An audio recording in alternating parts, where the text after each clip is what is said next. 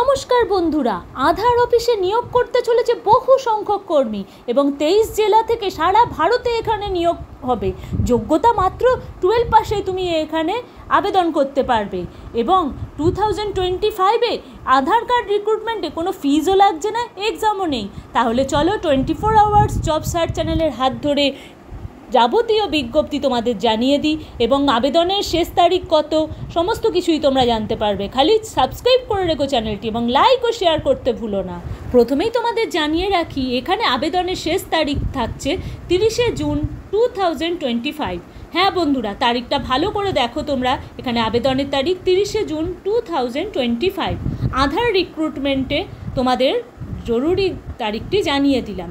সারা ভারতে দেখো লাদাখ, কর্ণাটক, মধ্যপ্রদেশ, ঝাড়খণ্ডে বিভিন্ন জায়গায় আধার অফিসে সুপারভাইজার এখানে রিক্রুট হতে চলেছে। ভ্যাকেন্সি কত এবং যাবতীয় তথ্য তোমরা এখানেই পেয়ে যাচ্ছ। প্রথমেই এখানে যোগ্যতার কথায় বলে দিই, আধার অপারেটর অথবা সুপারভাইজারকে 12 পাস অথবা গ্র্যাজুয়েশন অবশ্যই হতে হবে। এর সাথে তার আরও কোয়ালিটি, যেমন কাস্টমার সার্ভিস রিপ্রেজেন্টেটিভ।